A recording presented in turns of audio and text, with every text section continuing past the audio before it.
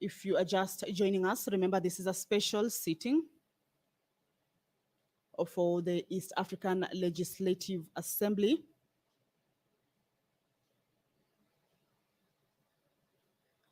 That will be holding its plenary here in Nairobi, and today marks the official opening of those plenary sittings. And the guest of honor will be the President of the Republic of Kenya, Honorable Dr. William Samoei Ruto. The membership is over 72. 63 are elected members, 9 from each of the 7 partner states, that is Burundi,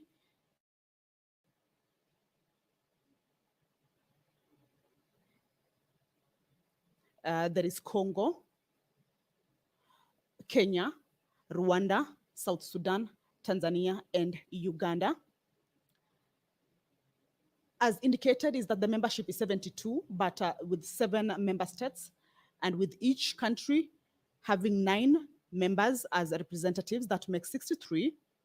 But the 72 membership is inclusive of 9 ex-official members, 7 ministers or assistant ministers, 1 from each partner state, who are responsible for East African community affairs, the Secretary General of the community, and the counsel to the community.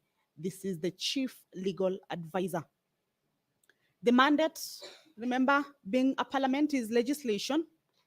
The assembly enacts the required laws in the various areas of cooperation to implement the integration agenda. Bills passed by the assembly and assented to by the East African Community Summit of Heads of States supersede national laws on similar matters.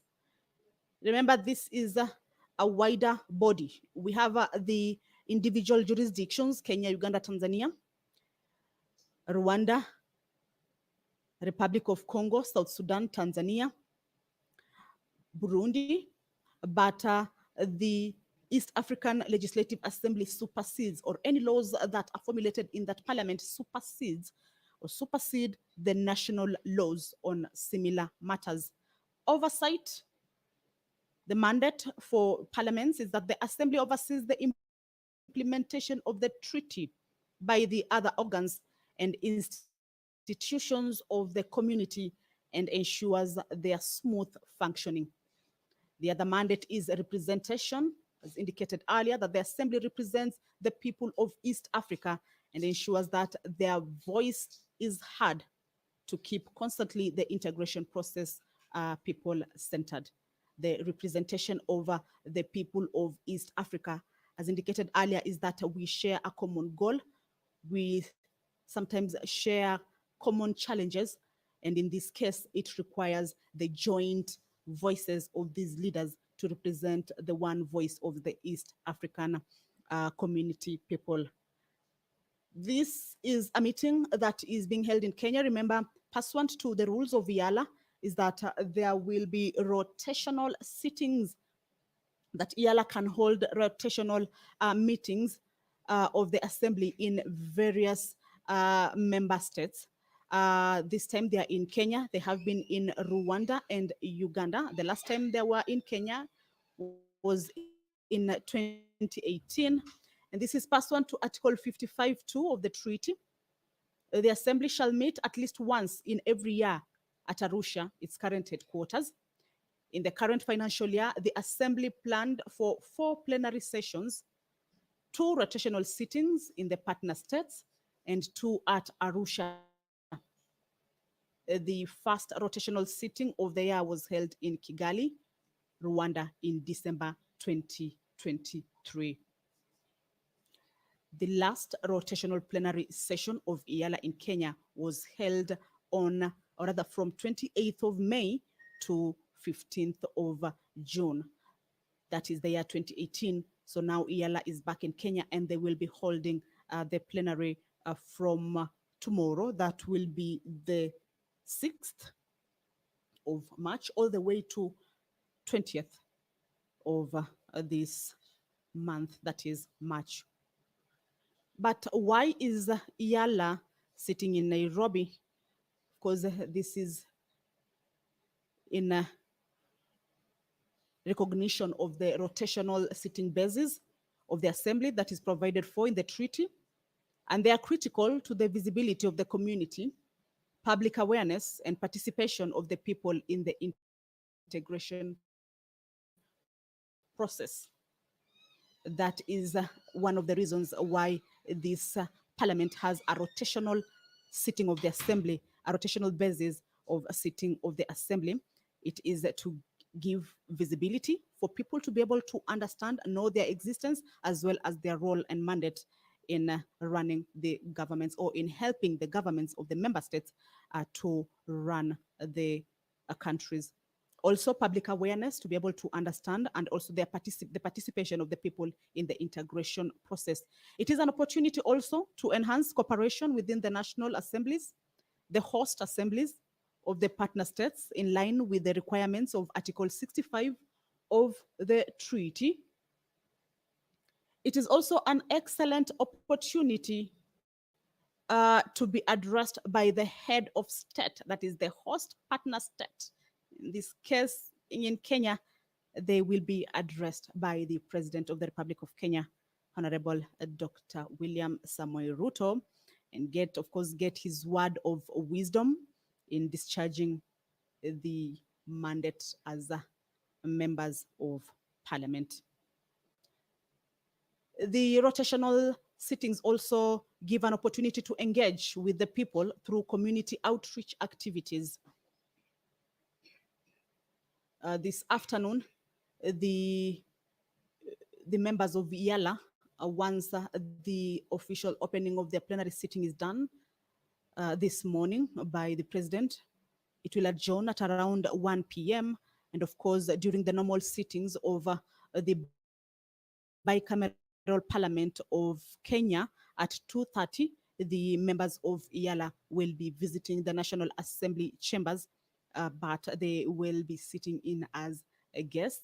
And of course, they will be carrying out other activities within the country. The visit to Nairobi also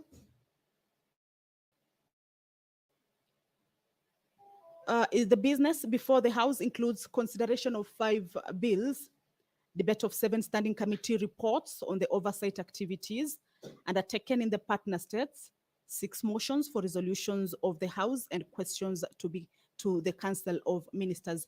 Now, remember, today's special sitting will not have the debate session, which we usually see it or witness it during the plenary sittings, but tomorrow, when the parliament, that is EALA, sits for its plenary proceedings, the business that will be considered during that plenary session include bills.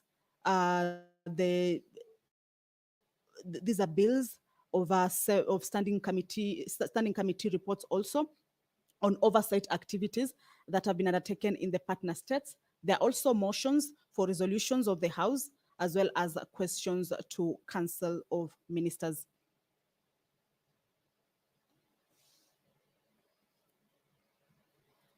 His Excellency the President is a member of the East African Community Summit of Heads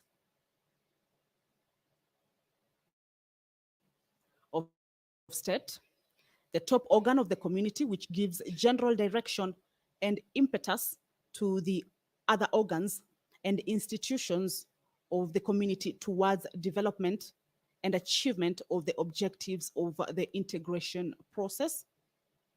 Also, it is a good parliamentary practice to receive a presidential address during rotational sittings in the partner states. So the procession has started. Allow me to hand you over to this live broadcast. Good morning.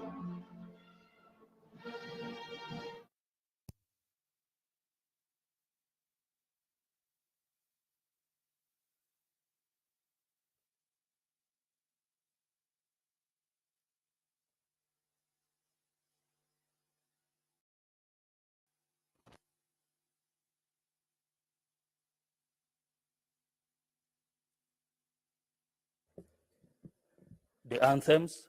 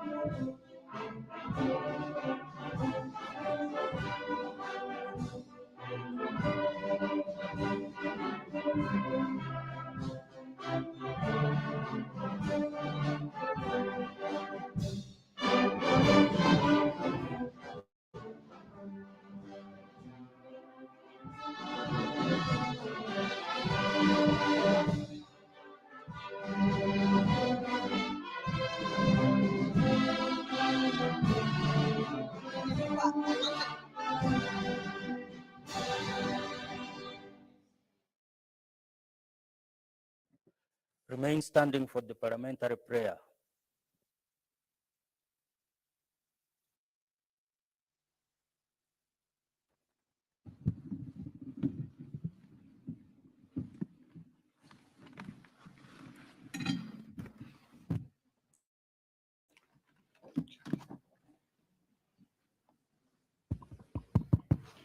Let's pray. Almighty God, who in your wisdom and goodness has appointed the offices of leaders in the parliaments for the welfare of society, good of all human lives upon it, and the just government of its people, we beseech you to look with your abundant favor upon us, your servants, whom you have entrusted with the performance of such important trust in this community. Let your blessings descend upon us here assembled, and grant that we may treat and consider all matters that shall come under our attention and deliberation in so just and faithful a manner as to promote your honor and glory, and to advance the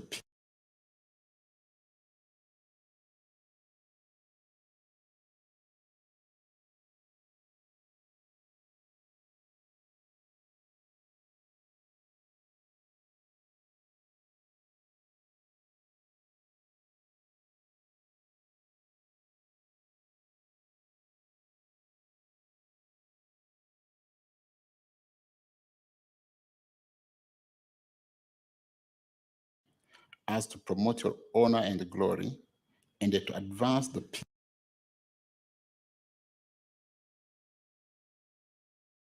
of the Assembly to hold sittings in the Republic of Kenya. Mr. Speaker, whereas Clause 1 of Article 55 of the treaty provides that the meetings of the Assembly shall be held at such times and places as the Assembly may appoint. And whereas Rule 2 of the Rules of Procedure of the Assembly provide that the seat of the Assembly shall be at Arusha in the United Republic of Tanzania. And whereas Sub-Rule 5 of Rule 10 of the Rules of the Assembly provide that the meetings of the Assembly shall be held at such times and places as the Assembly may appoint, and shall meet at least once in every year at Arusha in the United Republic of Tanzania, and at a time to be determined by the Assembly.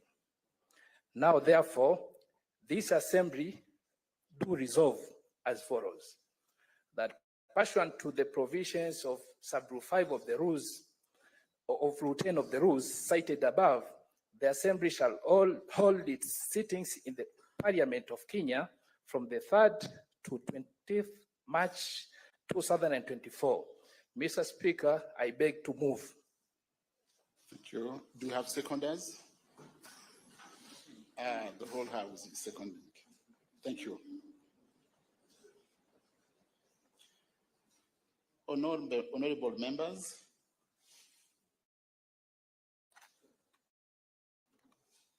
I propose that, Honorable Ngole Mashaka, have you justified your motion?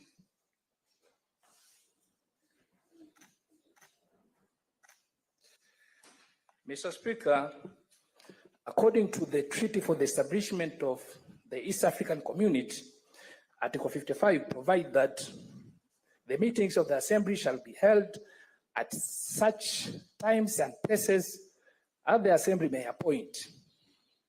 According to this article, this Assembly is given power to decide on the places and the time for these meetings to be held.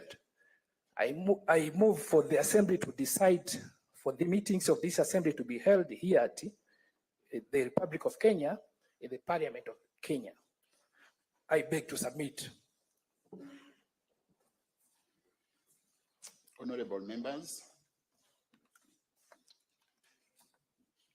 I propose that this House pursuant to the provision of Article 55, item number 1 of the treaty and Rule 11 of the Rules of Procedure, do resolve to hold sittings in the Parliament of Kenya in the Republic of Kenya. Debate is open. Honorable members, I put the question that this House, pursuant to the provisions of Article 15, item 1, number 1 of the treaty and the Rule 10, item 5 of the Rules of Procedure, do resolve to hold sittings in this Parliament of Kenya, in the Republic of Kenya. Those in favor say aye. Aye. Those against say nay. The ayes have it.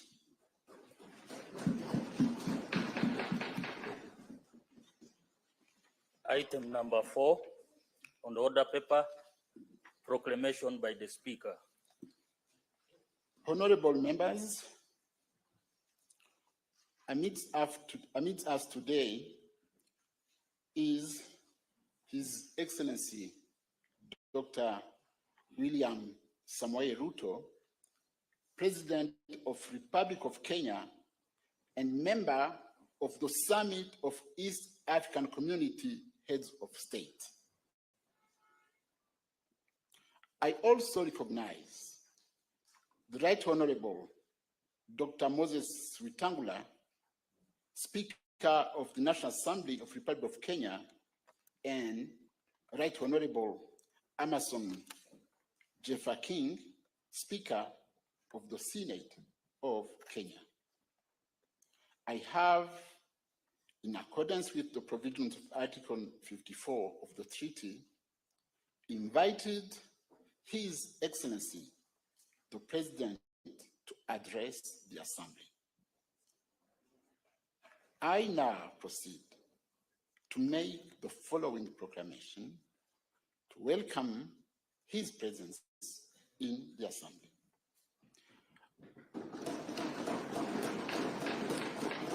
Whereas Article 54, item 1 of the treaty provides that the Speaker of the Assembly may invite any person to attend the Assembly, notwithstanding that he or she is not a member of the Assembly, if, in his or her opinion, the business of the Assembly renders his or her presence desirable. And whereas, in the opinion of the Speaker, the attendance and presence in the Assembly of the President of the Republic of Kenya is desirable in accordance with business now before the Assembly. Now, therefore, it is with great pleasure and honor on your behalf, honorable members, to welcome His Excellency, the President of the Republic of Kenya, in this Assembly. Given under my hands this Tuesday, 5th day of March, 2024.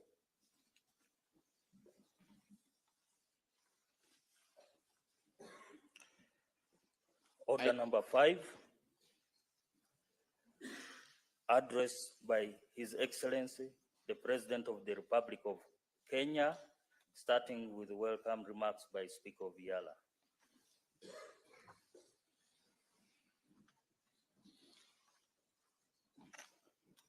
Your Excellency,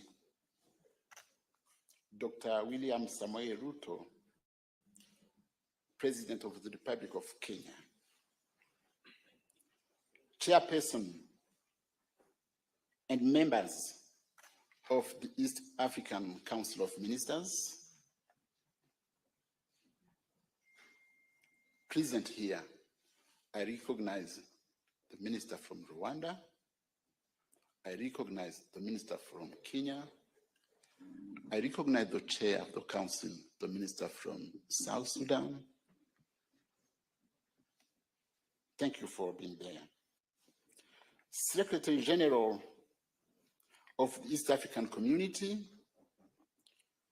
Cabinet Secretaries of the Republic of Kenya present, honorable members of the East African Legislative Assembly and the Parliament of Kenya, permanent secretaries and the senior government officials in attendance, members of the diplomatic corps, distinguished guests, ladies and gentlemen.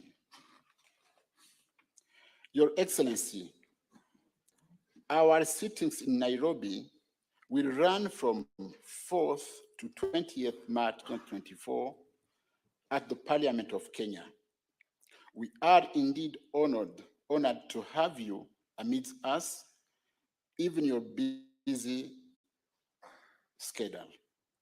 I welcome you to this special sitting, and your presence here today exemplifies the deep commitment you hold to the East African community. Thank you.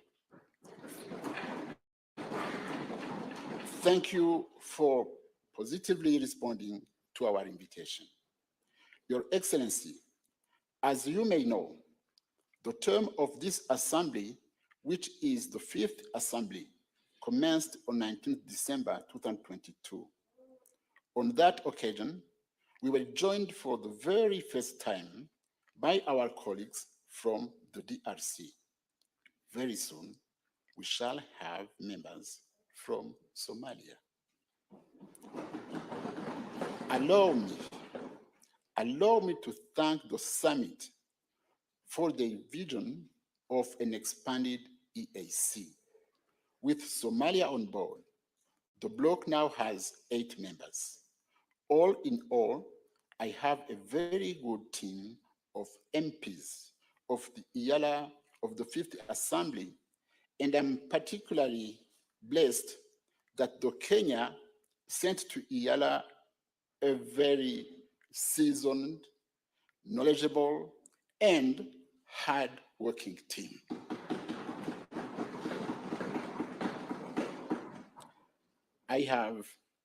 They are led by their chair, Honorable Hassan Omar.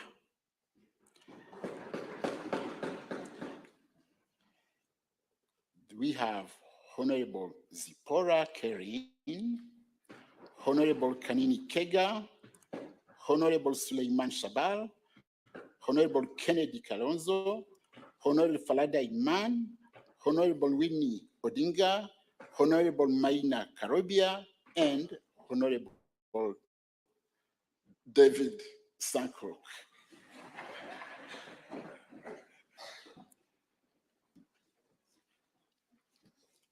Your Excellency, we also have members from different chapters. I would like to invite the chapter from Burundi to stand up for recognition.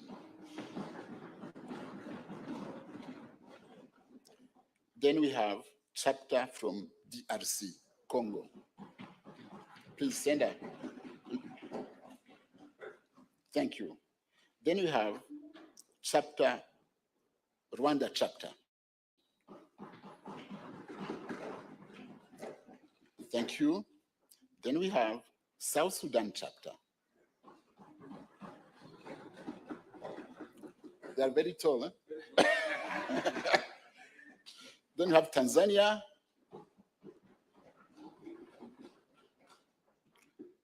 Thank you. Then we have Uganda. Thank you. Your Excellency, our sitting in Kenya is based on our desire to bring the assembly to the peoples of Kenya. This is provided under Article 55 of the EAC Treaty, that the assembly should have sittings in the partner states. We are therefore grateful to the leadership of the Republic of Kenya for graciously accepting to host us. Special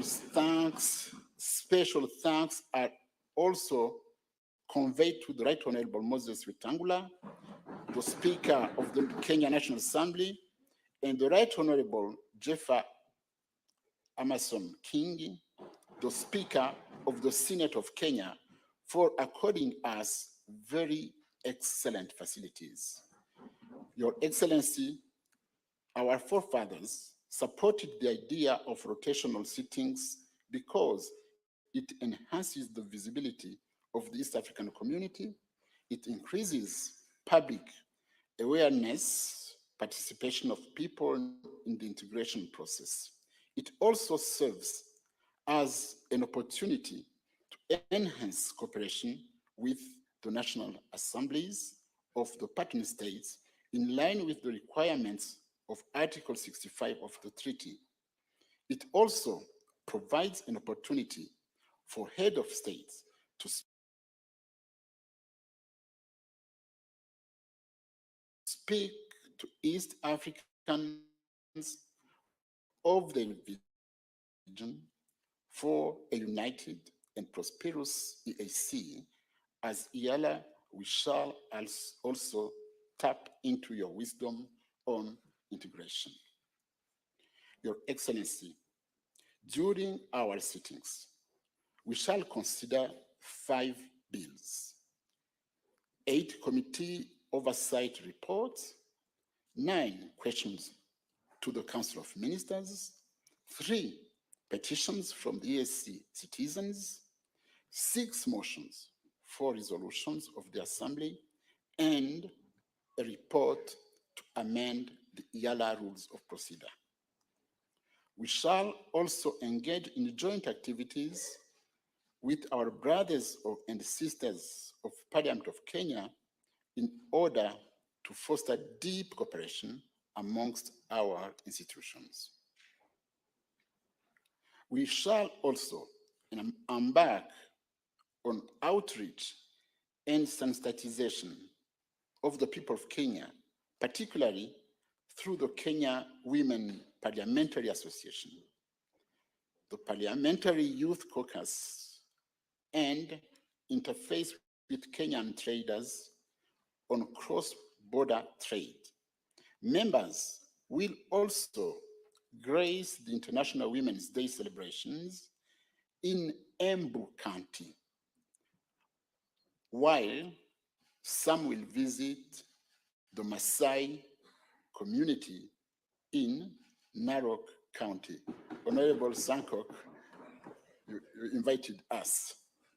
Your Excellency, before I conclude, allow me in a special way to thank you in person and the Parliament of Kenya, as well as the ministry responsible for EAC affairs, for being the lead partner state in completing her subscription to EAC by 100% and in a timely manner. I also wish to commend you for your able and visionary leadership, which has enhanced the visibility and the development of Kenya. Under your leadership, we note the positive and close working relations you have had with the leadership of both houses of Kenya Parliament and to us, and this explains the progress you have as a country. On matters of peace, security, and unity, you have done very well by championing homegrown solutions to issues that affect our partner states and the region. For example, we all saw you recently with the Honorable Raila Odinga working side by side with President Museveni, engrossed in deep discussions on how to advance regional peace, enhance freedoms for Kenyans, and work for the common good of our peoples. It is only through such that the pursuit of homegrown solutions, even to the DRC crisis, will make our region an invite to all and will spur development. This serves to portray the EAC mechanism for conflict resolution in high esteem. I want to further thank you for the lead you are taking in promoting world peace by taking the mantle of stabilizing countries that are facing insecurity. It is a good move. But not all the external forces may be happy about it because you have rightly challenged the inaction. You can, however, count on EALA, the EAC, and Africa at large for support since these efforts renew your commitment to ensuring peace and security for Kenya, the region, Africa, and beyond. On your calls from reforms of the international financial institution, such as IMF and the World Bank, we are proud to be associated with you with your bold statements calling for reforms to ensure fairness, inclusively, equity, and equal opportunities for developing nations like those in our region, who continue to be impoverished and marginalized by the developed world through these institutions. The debt cycle they put us, the debt cycle they put us in should end so that we can generate international resources to spur growth on local industries, infrastructure, and economically empower our citizens. We in EALA, we have already adopted resolutions on promoting use of local currencies instead of the US dollar to pay for services, resolution to promote local leather industries by banning and processed hides, among others. We also associate ourselves with your stand on reforming global action on climate change and the environment and the leadership you continue to give during global summits. As has been noted, in many quarters, your words of wisdom have often been inspirational. Having said that, and before I invite Your Excellency to address the Assembly, I invite my brother, the chairperson of the East African Community Council of Ministers, to make brief remarks. I thank you all for listening to me.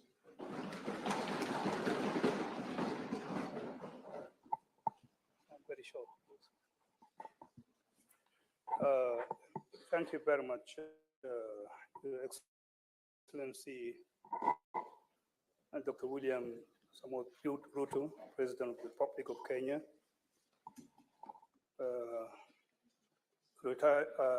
Right Honorable Joseph, Speaker of the East African Legislative Assembly, my colleagues, ministers, and members of the Council,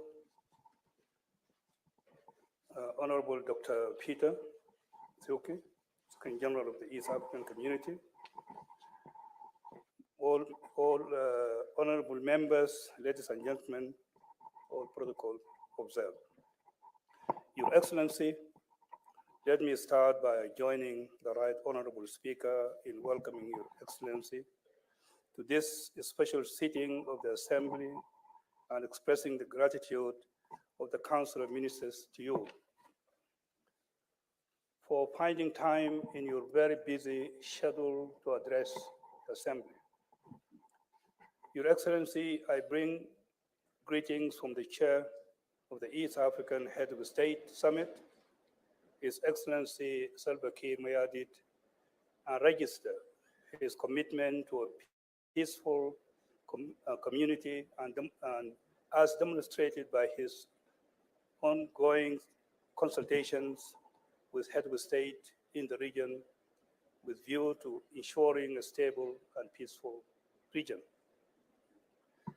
Your Excellency, allow me to also congratulate you, Your Excellency, on the new role of champion of institutional reform, which the African Union head of state have entrusted you with. This is a testament to your strong promotion and unwavering advocacy for the African voice in regional and global matters.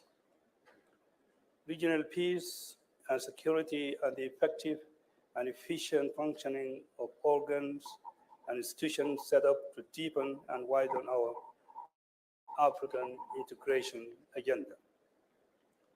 Your Excellency, this being the first time that the Fifth Assembly is holding its plenary session in Nairobi and in the Republic of Kenya, and also the first time since Your Excellency is addressing the Assembly, as a member of the Summit of East African Head of State, we are all keen to receive your guidance and wisdom on the direction and areas of focus for the community from your perspective.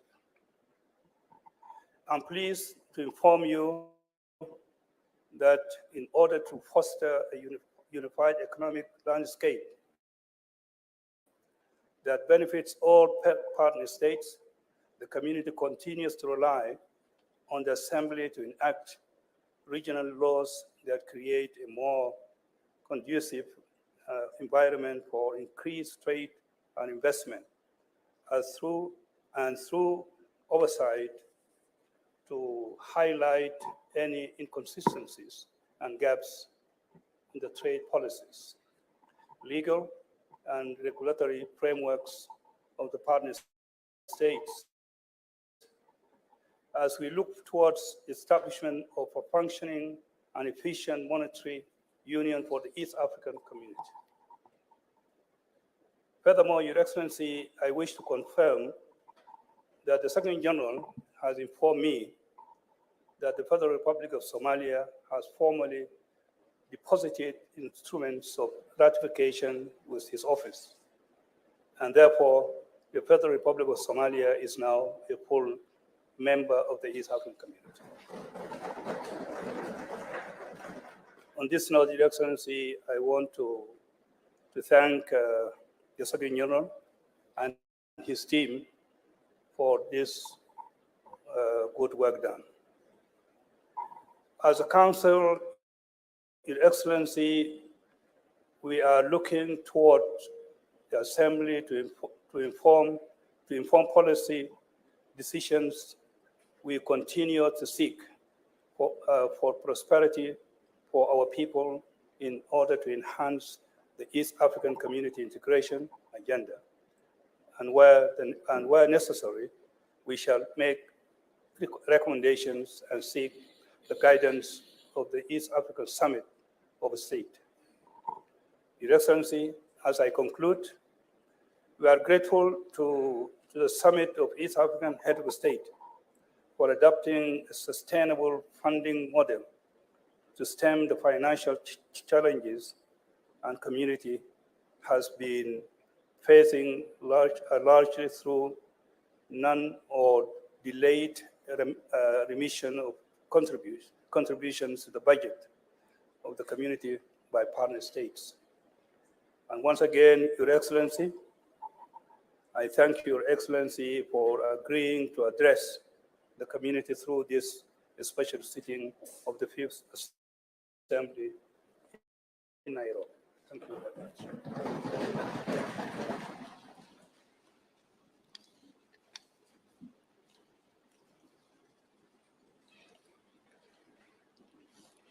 Your Excellency, before I invite you to address the Assembly, I would like to recognize in this chamber the following dignitaries: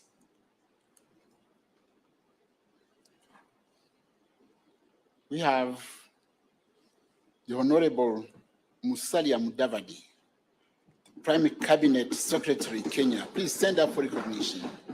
Thank you. We have the Honorable Salim Muria, Cabinet Secretary for Mining and Blue Economy. Please stand up for recognition. Thank you. We have Honorable Kato Ole Metito, State House Controller. Please stand up. Thank you. We have Mr. Abdi Dubat, Principal Secretary, State Development for East Africa Affairs. Please stand up. Thank you. Oh. And we have the members of diplomatic corps, and I have to recognize that among them, I have Honorable Martin Ngoga, who was the Speaker of EALA 4. Please stand up. Thank you. Thank you. He's my mentor, Samoei. It's him who taught me how to behave. 7, we have the former members of EALA who are present here. Please stand up for recognition. Thank you for coming. Thank you again. And I have to recognize other senior state officials of the government of Kenya who would be present here. Thank you. And I have also to recognize the member of the 4th estate who are there. Please, you should recognize them. Thank you.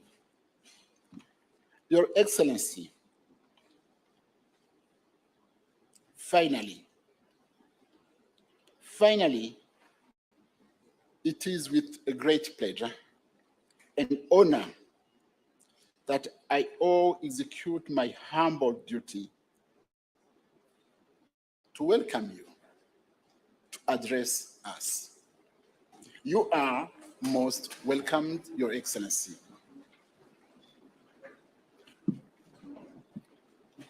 Thank you very much, Mr. Speaker. Thank you, Your Honorable Excellency. members, Thank you. you may take your seat.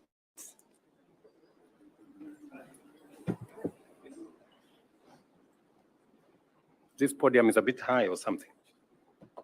I don't know whether we can take it down a bit. Anyway, the Honorable Joseph Ntakuri Timana, Speaker of the East African Legislative Assembly. Honorable members, the Secretary General of the East African Community, members of the Diplomatic Corps, distinguished guests, ladies and gentlemen. Let me first take this opportunity on behalf of the government and people of Kenya to welcome honorable members from EALA to Nairobi. And it is my wish that you will enjoy deliberations in Nairobi and also have time to enjoy Kenya. Mr. Speaker, let me apologize because I have been away from Parliament for now more than 10 years. And I found myself doing the wrong things. Because when it was time to applause, I found myself clapping. And I know that is not the tradition in Parliament. I had to remind myself. But I am delighted to join this august assembly today to preside over the official opening of the third session of the 5th East African Legislative Assembly, and to have the honor of welcoming you back to our Parliament chambers in Nairobi after 6 years. It is immensely gratifying to note that the work of intensifying the integration of East African community has proceeded at an encouraging pace, so that while much remains remains to be done for us to accomplish our aspiration, the progress we have made has taken us closer to it incrementally. It is no overstatement to acknowledge the contribution of this assembly towards making this progress possible. At the beginning of this session, it is appropriate to reaffirm our collective devotion to the constitutive aspirations of our community and therefore the objectives of East African regional integration. There is no denying that our vision to be a prosperous, competitive, secure, stable, and politically united East Africa is taking shape at a higher rate than before. The ultimate aim of this noble enterprise is to transform and translate economic, political, and social, as well as cultural integration into a positive impact on the well-being of every citizen of East Africa. Our common agenda, therefore, is to set out optimal policies and strategies which unite us firmly in the singular pursuit of positive transformation in the political and economic, social and cultural, research and development, as well as technology and innovation, including defense and security, and also the legal and judicial sectors of our society.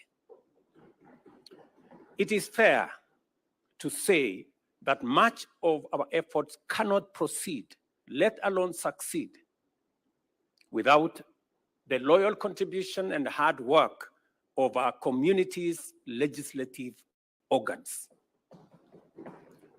This organ of EALA, as well as the respective parliaments. This assembly accentuates the direct linkage between common regional and specific intra-member state policies by performing the vital and simultaneous functions of embedding regional integration agenda at the heart of domestic policymaking, while also ensuring that the EAC represents, articulates, and projects the interests of member states as well as the entire collectivity of our community. Our people's journey to a prosperous, competitive, secure, stable, and politically united East Africa entails the implementation of policies and establishment of institutions under the four well-known pillars of our integration, namely a customs union, a common market, monetary union, and a political federation. The instruments and frameworks needed to bring into operation our semi-autonomous institutions delineate our areas of cooperation and attend to the pillars of integration are promulgated under the exclusive mandate of this assembly, which has demonstrated exemplary dedication to its legislative function, consensus deference to important lessons from the history of our regional integration efforts, and a vigilant commitment to deliver a robust architecture for the successful delivery of an ambitious program of action for our community. By dint of a consistent drive to implement our collective vision for integration, this assembly has enabled us to overcome the shortcomings which rendered the first East Africa community so vulnerable that it ultimately collapsed, and to make significant progress on each pillar of integration, thereby making EAC a resilient, dynamic, progressive region on the threshold of historic transformation. Our customs union is on the move, with this assembly creating legislative frameworks to establish a common external tariff, uniform customs rules and procedures, and common rules of origin. And I want to congratulate members here for being patriotic to EAC and making sure these instruments are in place. These frameworks also provide for the elimination of non-tariff barriers and the implementation of a single customs territory, one-stop border posts, as well as the facilitation of the development of regional and national trade information portals. For example, in a couple of weeks, President Museveni and I will be launching the one-stop border post in Swam, a border between Kenya and Uganda, complete with a road connecting both countries that was sourced by funding that was collectively undertaken by the government of Kenya and the government of Uganda.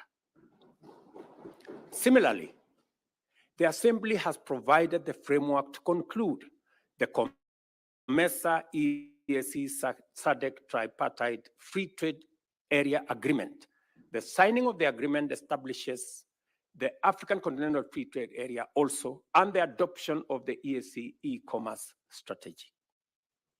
As you are aware, the bringing together of the tripartite agreement will bring 27 countries into one common market with a GDP of approximately $750 billion.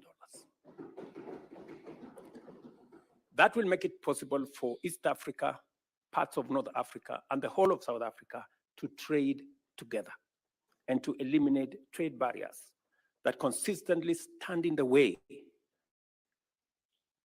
in our quest to enhance and expand business, trade, enterprise in our region.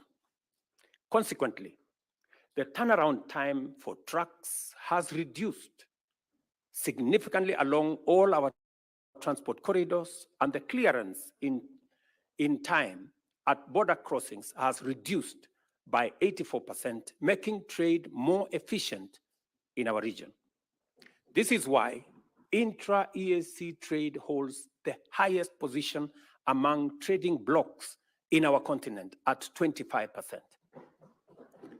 With a combined GDP of US dollars 350 billion, a population of approximately 5 million square kilometers, the EAC member states are an attractive investment destination. East African Community total trade in 2022 stood at US dollars 74 billion. The same year, Africa accounted for 44% and 25% of EAC's total exports and imports, respectively.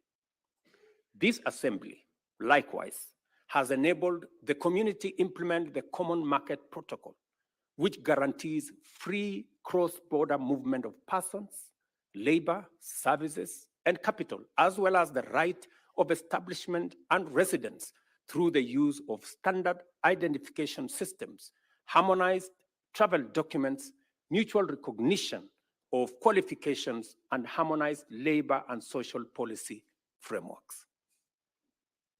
The EAC e-passport is now internationally recognized, while several member states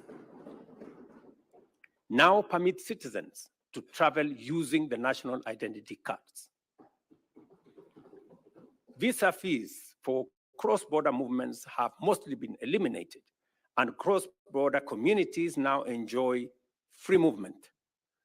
Students can enroll and transfer with greater ease. Regional institutions now implement mutual recognition agreements for various professional qualifications. To actualize the East African Monetary Union by 2031, because that's our aspiration, this assembly must provide the necessary framework to anchor the full implementation of the customs organizations such as the Monetary Institute, Bureau of Statistics, Financial Services, as well as the Surveillance and Enforcement Commissions. I know this is already in your radar, and it is our hope as members of the summit that you will discharge your responsibility of making sure these instruments are in place to facilitate the greater integration of our union. Additionally, the Assembly should facilitate the convergence of criteria for macroeconomic governance and provide for the harmonization of both fiscal and monetary policies. The fourth pillar of East African integration, the political federation, depends on effective cooperation in the fields of political affairs, regional peace and security, as well as defense cooperation.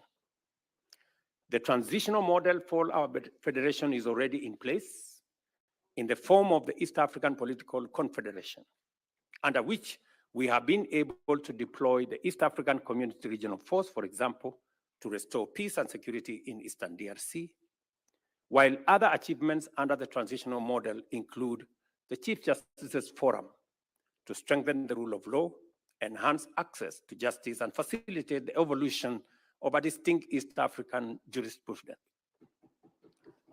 Similarly, the other platforms have been established to enable progressive engagement between national institutions through the exchange of information, skills, and capacity, and developing common regional standards in such diverse fields as good governance, election management, and human rights institutions, and institutions that govern anti-corruption.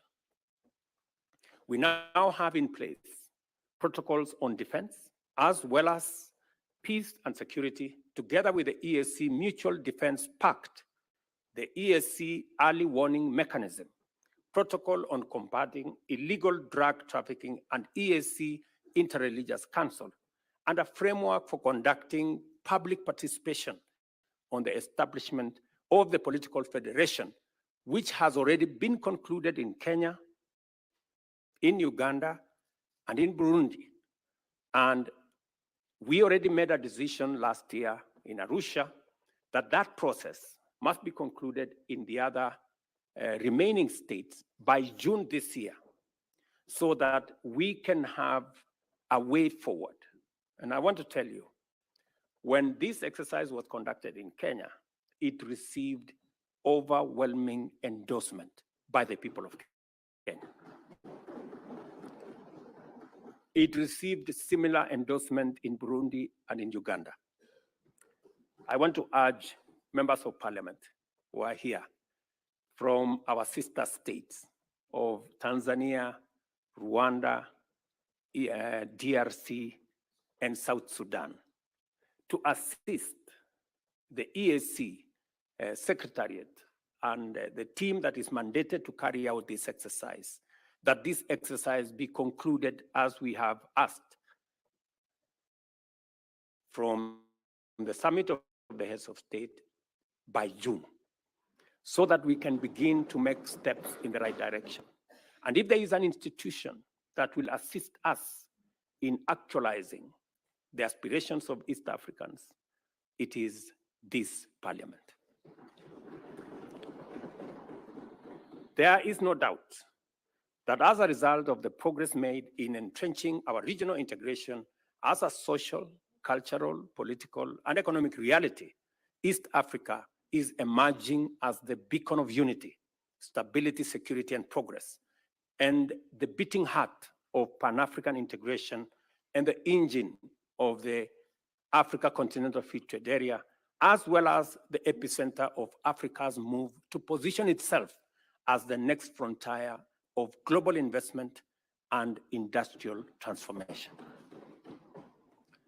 That is why, honorable members, we have grown tremendously from 3 founding partner states to 8 countries, connecting the Indian Ocean to the Atlantic, serving 350 million citizens and forging a major market. These achievements are chiefly due to the contribution, to a great extent, by the East African Legislative Assembly. The work that this assembly does matters to us as governments and matters to the people of East Africa. We must therefore remain focused on what is at stake, committed to complete the outstanding work, and determined to do our very best at all times when called upon to serve the people of our region. Peace, stability, and security must remain our foremost concern because they are the foundations that underlie all pursuit of growth, development, and prosperity. A peaceful, stable, and secure East Africa is a competitive and prosperous East Africa. As we work and as we continue to work on such challenges to the growth of trade and investment, as persistent on non-tariff barriers, distracting and costly trade disputes, conflicting tax regimes, weak enforcement, and inadequate resources, we must also take seriously the fundamental shortcomings to our agenda that is low involvement of the private sector, even as we prepare to get and stay on top of emerging threats in the digital space, as well as climate change. Now that we have adequately established that this assembly possesses what it takes to drive our vision of a prosperous, competitive, secure, stable, and politically united East Africa, I take this opportunity, honorable members, to pose a few issues to the honorable members gathered here. It is important for us to lay a strong foundation for East Africa to make a transformative contribution to Pan-African integration and the emergence of the Africa Continental Free-Trade Area as the next hub of global investment, trade, and industry. In order to do this, we have to complete the implementation of all the pillars of EAC integration urgently,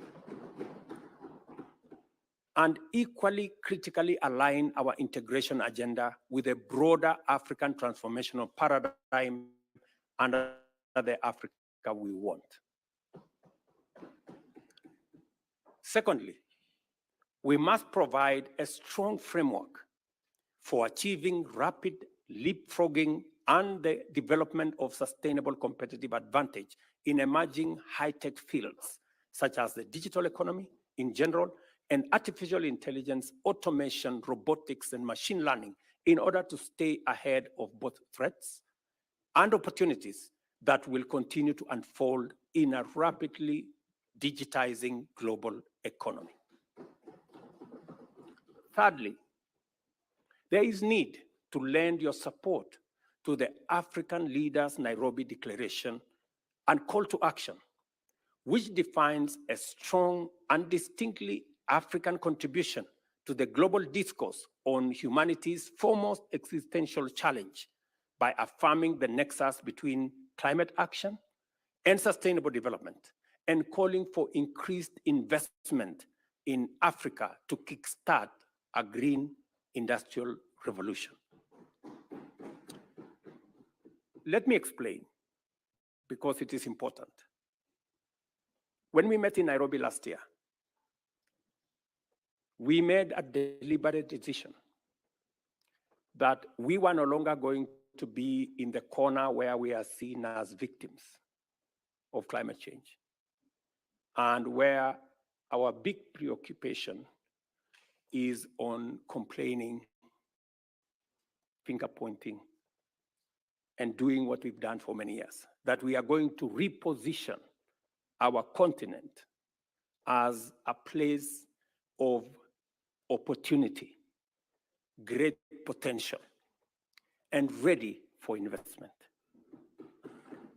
Because indeed, it is no longer tenable for us to continue wearing the badge of conflict and disease and poverty, when in our borders, we have the largest deposits of mineral. In fact, 30% of world natural minerals and natural resources are in our continent. We have 60% of all renewable energy resources globally. We have 1.4 billion people market. In fact, by 2025, it is going to be the single largest market in the world. We have 2/3 of the world's uncultivated, arable land that we can use for food security. Ladies and gentlemen, with those kind of resources, it is incorrect to classify our continent as a continent of conflict, poverty, and disease. In fact, as one Nigerian great philosopher said, that until the lion learned how to write their story, all stories glorified the hunter. So it is time for us to write our own story. And our own story is not about disease, it's not about conflict, it's not about poverty. It is about great potential that we have. It is about the opportunities that we have. It is about the investment that is awaiting, and position our continent as the only place where the next industrial revolution is going to happen. And therefore, it is important for you as legislators from EAC to appropriate this position so that together we can push a new narrative for our continent.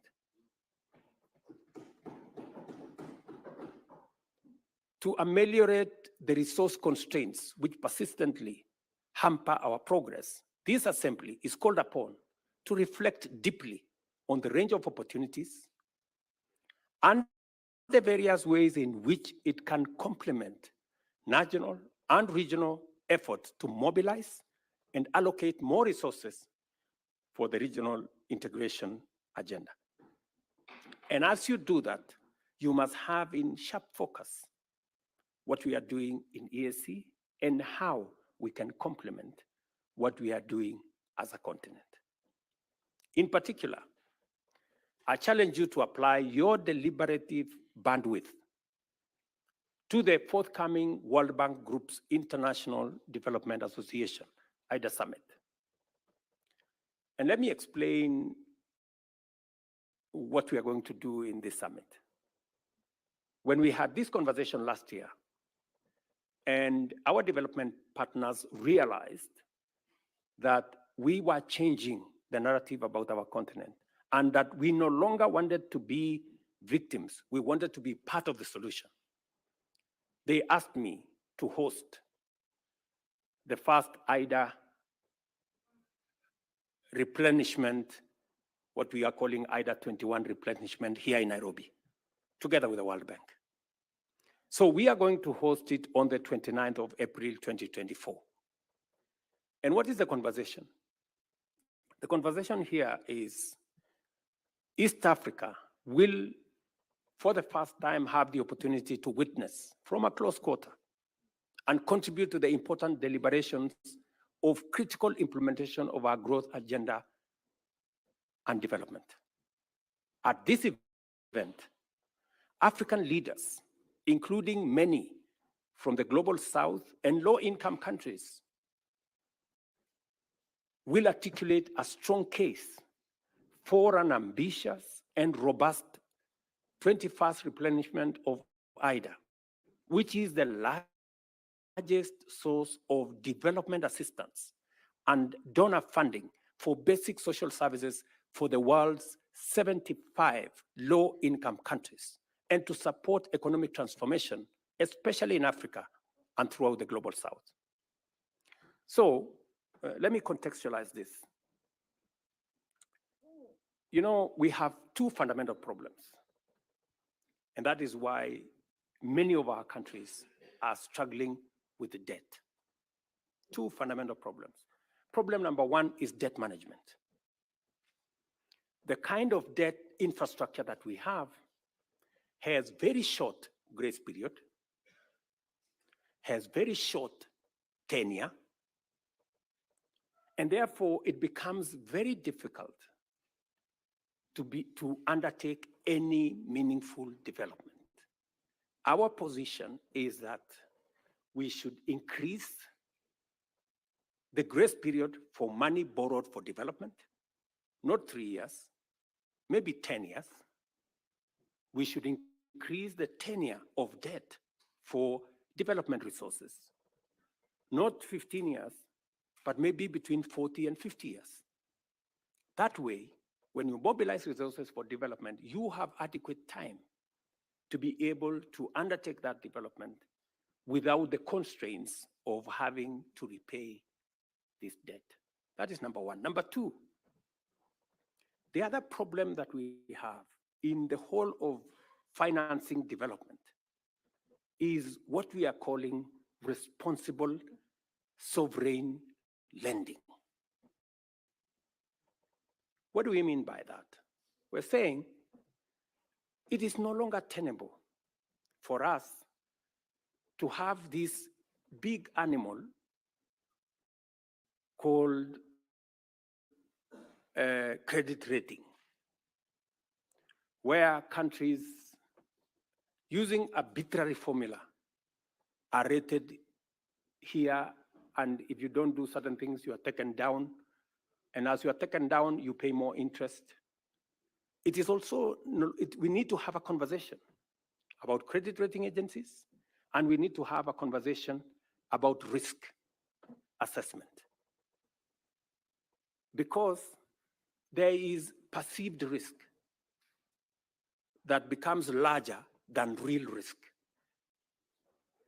And that perceived risk is pushed by certain quarters to make Africa uncompetitive. And that is the reason why, while others are accessing development resources at 1 or 2%, most African countries are accessing development resources in markets at between 10 and 15%. Explain to me, honorable members, if one set of countries are accessing development resources at 1, 2%, and another is assessing between 10 and 15%, is it realistically possible for us to grow at the same rate? This is the conversation we must have. You know, and we must remove this arbitrary unfairness, you know, this arbitrary unfairness from global financing. And that is why we are saying we must have a thorough conversation about the reform of multilateral development banks and the whole international financial architecture as a whole. When we started this debate a year ago, we looked like mad people.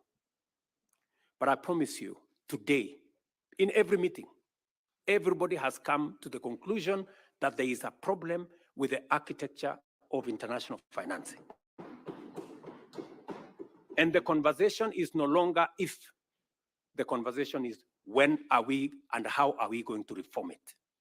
And that is why it is important for institutions like the East Africa Legislative Assembly to apply itself, apply your mind to what kind of contribution are you going to make in this reform that is going to make our economies access development financing.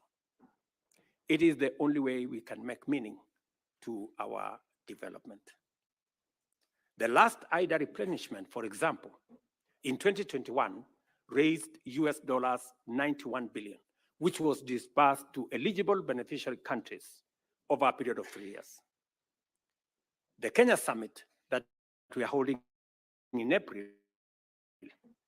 aims to highlight to donors and other development partners critical priority target areas of development financing in Africa and in our region, make the case for a significantly higher level of financing in IDA 21 cycle, and support East African countries to effectively address development challenges and exploit the huge opportunities that we have in our region. This is the candid conversation we're going to have.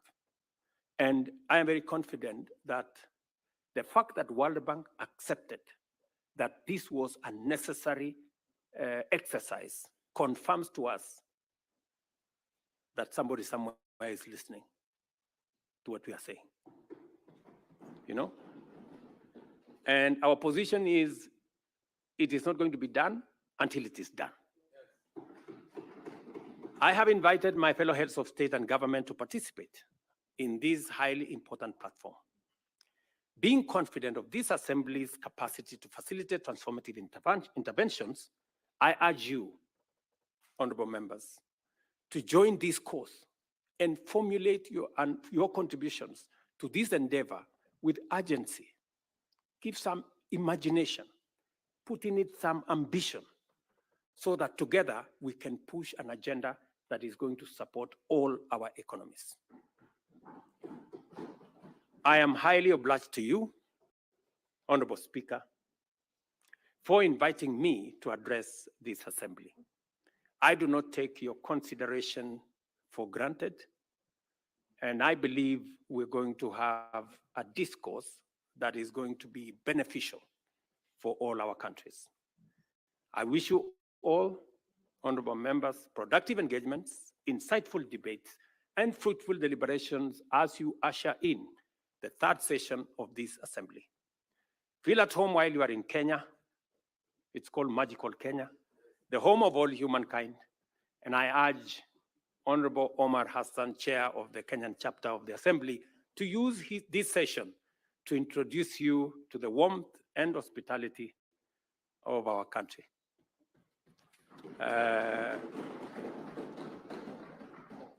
And I urge you, Honorable Hassan, to make that only in places that are licensed.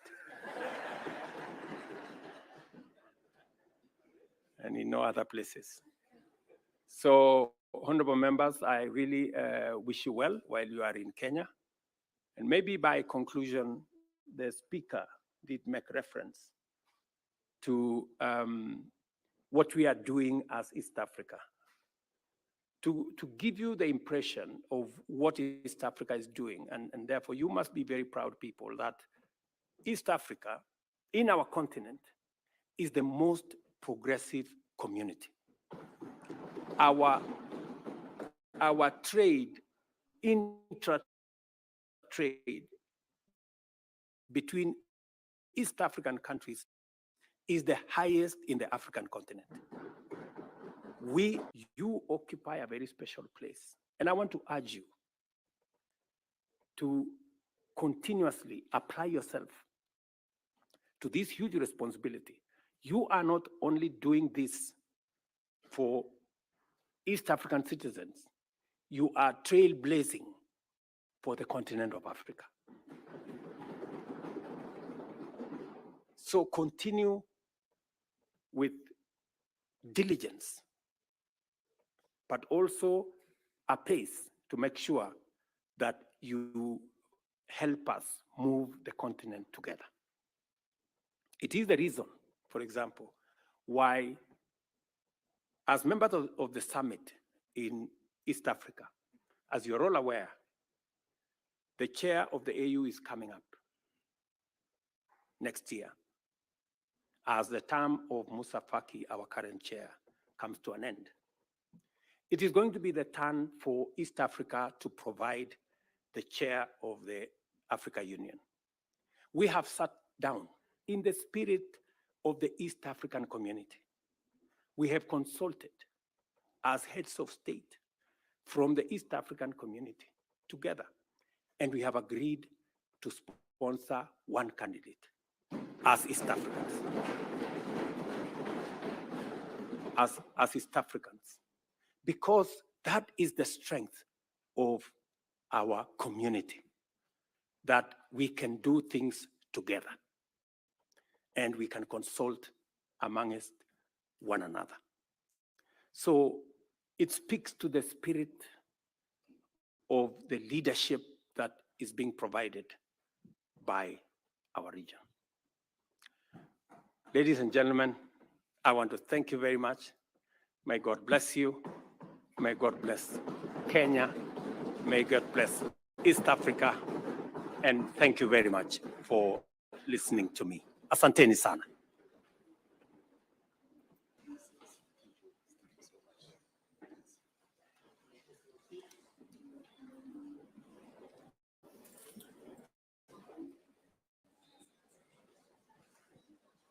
We move to order number 6.